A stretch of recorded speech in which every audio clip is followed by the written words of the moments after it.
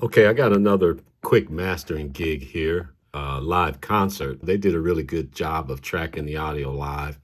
I'm just going to sweeten it up. Also, there's a couple of flubs at the head of the first tune. You know, that usually happens on a lot of live concerts in small venues.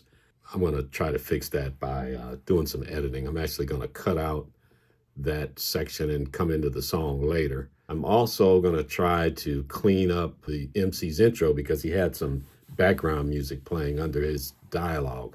So I'm going to use spectral layers to isolate that voice and remove everything from the background, leaving just the voice.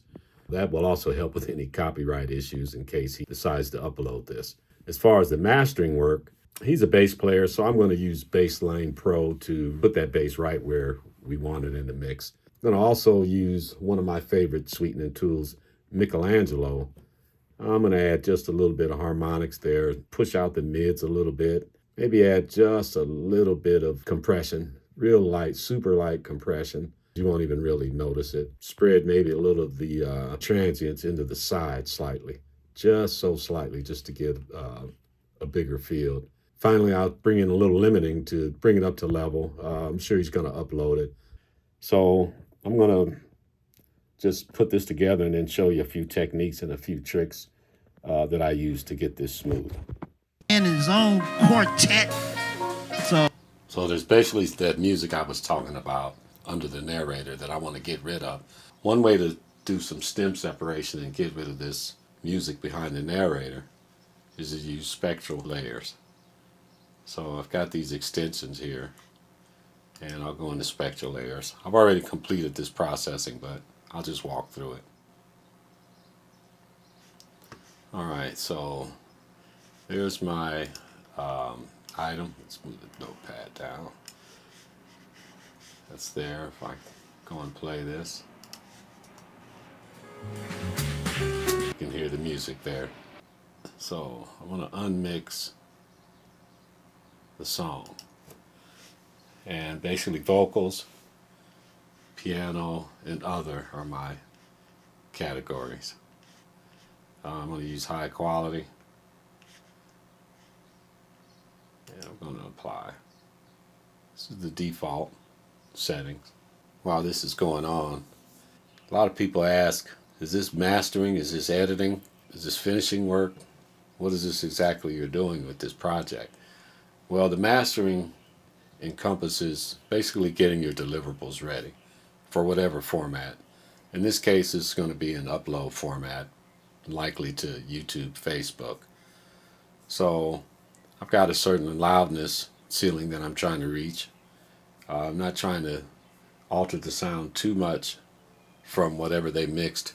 I'm going to go with their mix and just put a finishing, sweetening touch on it. So anyway, we see the song here has been unmixed. You can see the different colors.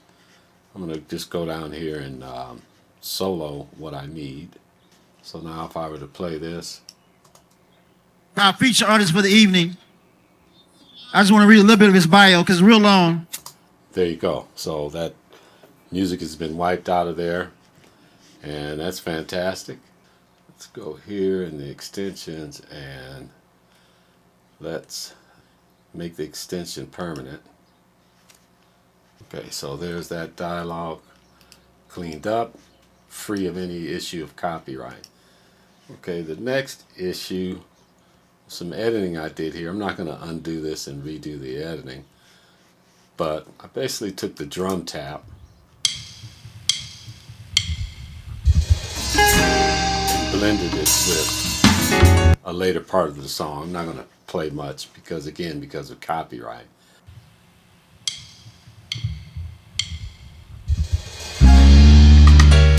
Okay, so mind you, the bass was just hitting a little bit hard. So the object was just to fix that, and I did what we just call a pull-up by just going later in the song, chopping in a few edits here and rejoining the sync. So just to hear the difference one more time.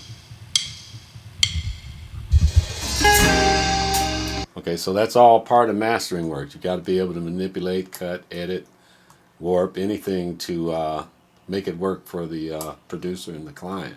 Now, going through the mastering work, what I've done here is gave a tiny bit of width to the bass. I wanted to give some space to it.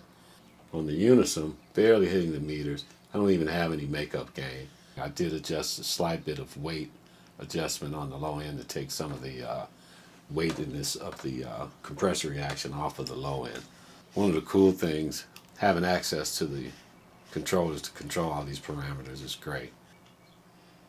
But what I was getting at is all these different parameters. So see, I've got a page for the Tomo. It's quite handy, and changing the pages, it's no big deal. So say I close that and I get my Michelangelo, there it is. And these controllers aren't that expensive, you know, an APC40 Mark II and an Akai MIDI mix. Both of them together is maybe like $300, $300 or so it cost me. And that's, so you get an idea of how handy these controllers are, and also of what I do to go and fix some of these things. Remember, keep making good music, keep making good sound, and keep making good picture.